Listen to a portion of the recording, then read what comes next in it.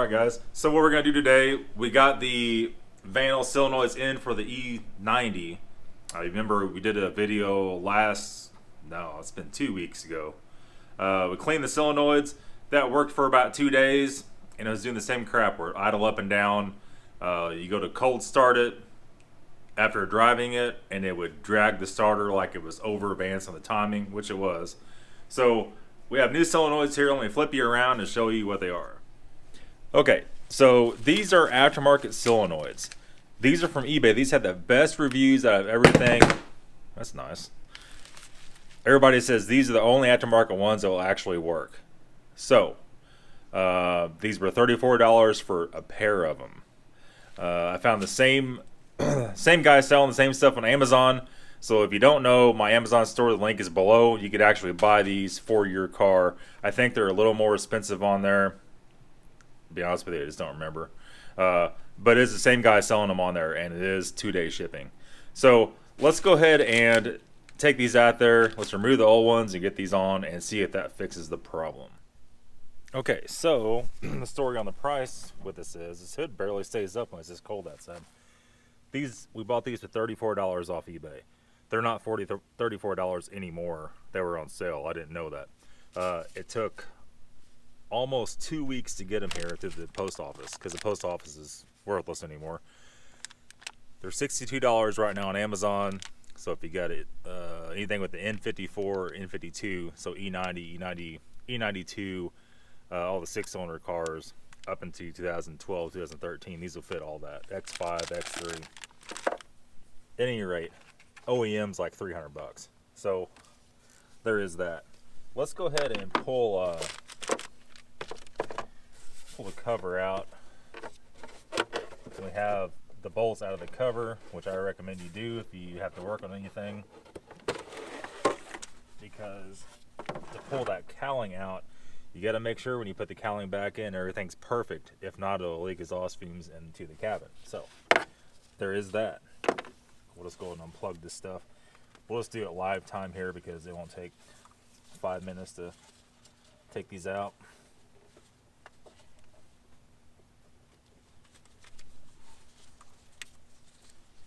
There you go.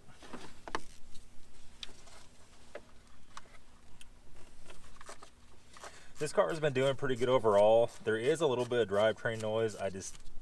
I don't know what that is. I need to get it in the shop and get it jacked up and kind of check everything out again, but it does have a slight exhaust leak coming from somewhere.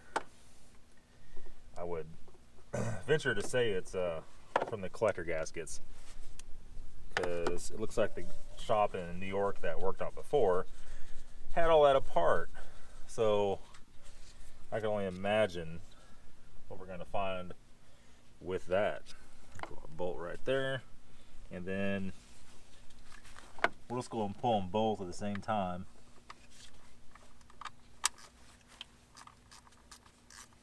And do that. And I don't see any leaks from the valve cover, nothing leaking from the center shaft motor or nothing. We had a little seep. I tightened up a little bit more and that stopped that. That is kind of a shady setup, the way they got the seal on there.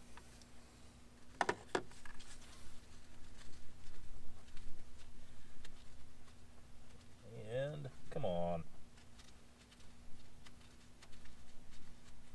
That somebody in the comments was guaranteeing I couldn't pull the valve cover off in 20 minutes. Well, we'll prove them wrong next time we have one of these that we got to do. All right. That one's out. Stick your finger in there, pull the ring out.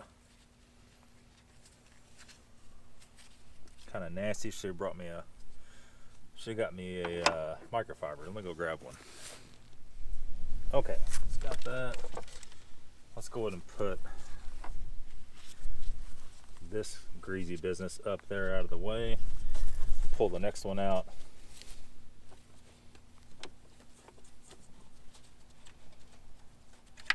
And like I said, what the problem with these are, they stick after a while. And we get the seal. Yeah, seal stuck on that one. they stick after a while, and although cleaning them will temporarily fix it, just like somebody said in the comments, you know, it'll come back right away, and it sure enough did. Came back a lot sooner than I thought it would. Then we have a new seal on it, and the top seal. There's two seals. There's the oil ring and the top seal. The oil ring will always stick in there. So let's just go ahead and snap that back in. Looks overall pretty clean in there. We just cleaned that out when we had it apart.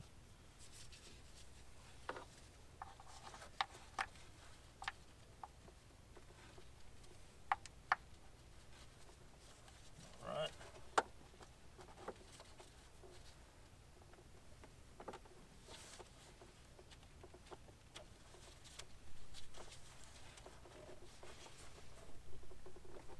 The brand new oil rings are hard to get in. Give them a little twist, maybe it'll do it.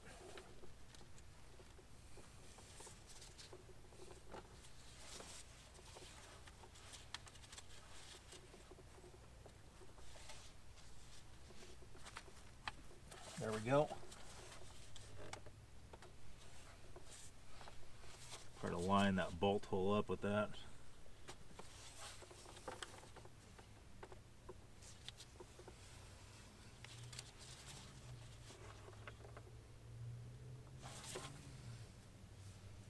Alright.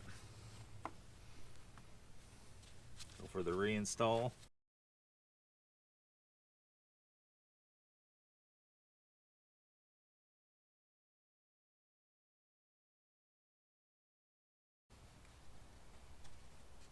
And this does have to be perfectly lined up, or that will not start.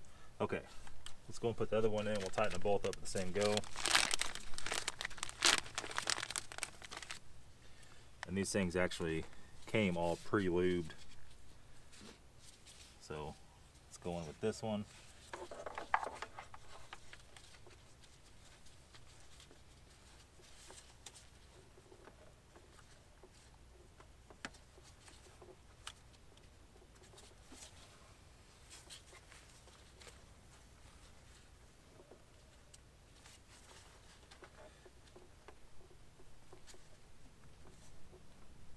What I'm doing, I'm pushing in and twisting, and that's pushing that O-ring down.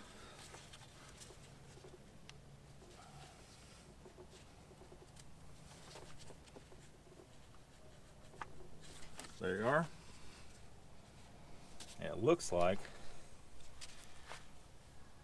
pretty close to being lined up.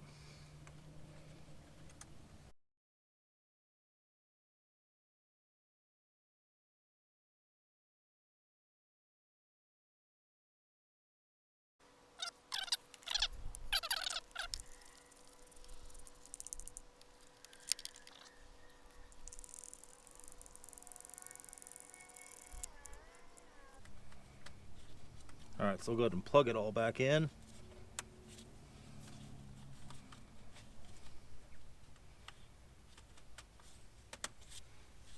That's all done. I think while we're here, let's move this business. Put that out of the way just for a second.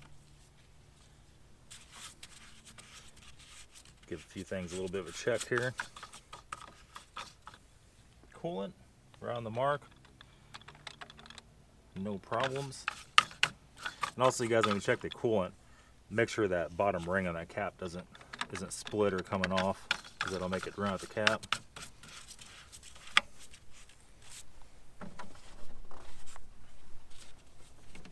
Put that back in there.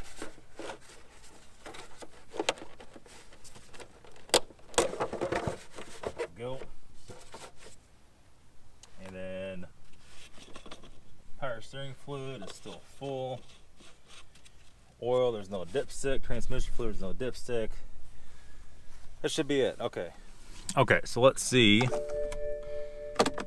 Take a look at the tack. It might be kind of weird at first since it's new stuff. We'll see.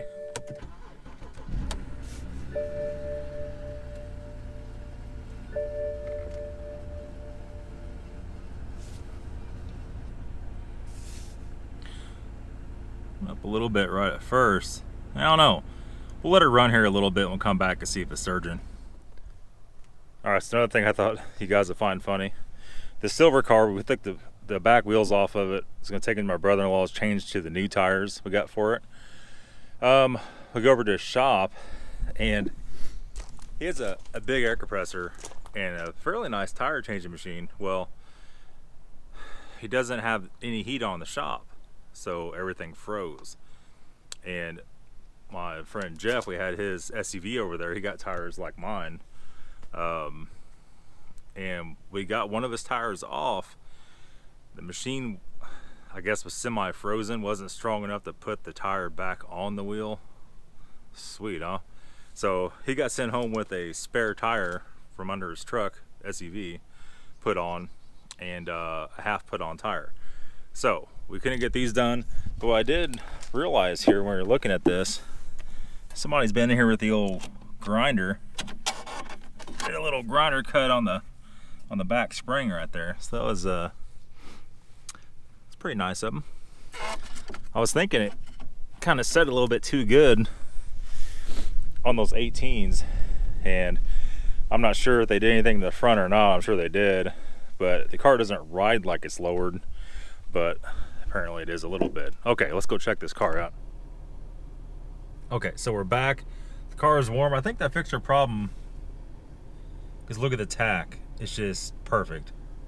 And before it'd be going up and down, you know, 200 to 300 RPMs when you come back warm like this. And the real test was when you turn it off and you start it, is it going to drag down? Turn the radio off. No, it did not. Okay. Hopefully that shifty business is behind us. Now, as far as the noise on driving, I saw something when this car first came in here. Kind of put it to the back of my mind, never thought any more about it. I'm going to show you what that is. And that is this inner fender well is shredded. Could that possibly be the noise that we're hearing? I don't know. Let me go and get some scissors. I'm going to trim this up real nice because it's junk anyway. Trim up real nice. We'll take her for a drive and see. Okay, let's just give her a little haircut, and I can hear that slight exhaust leak in this thing. We're going to have to tend to probably. I think that should be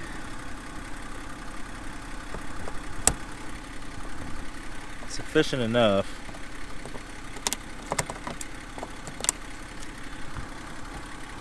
And it's tucked behind there. So let's go drive it and see if that makes any difference. Okay, so it was wishful thinking, think that was going to fix our growling problem. It only does it whenever you let off the accelerator. So I'll show you here. I don't know if you can hear it or not. We're on the accelerator right now, and we're going to let off. Ready? Well, corner's messing things up here. We're off it right now.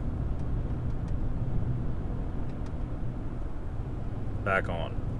If you can hear that or not. And it's been doing that ever since this car has been here. Just, it's ever so faint. And it doesn't always do it. So it's either got to be something with one of the drive shafts. It's not a wheel bearing, because you could veer left or right and the noise does not change. And it could be, like I said, drive shaft, could be a U-joint, but I doubt that.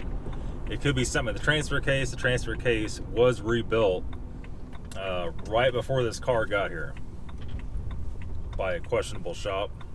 Questionable at best, we'll put it that way. Hopefully it's not something transmission related. I doubt that. There's not really anything on the transmission on these that'll do that. Either it's gonna destroy itself immediately or not make any noise. It's kind of how these work. So you hear it right there. Back on the gas. It goes right away. I don't know. Weird. Okay, so we're almost back home. The solenoids did fix the odd shifting. It was doing some weird shifting stuff. It would lag, and it still acted like it didn't know what to do. Changing transmission fluid did help that a lot.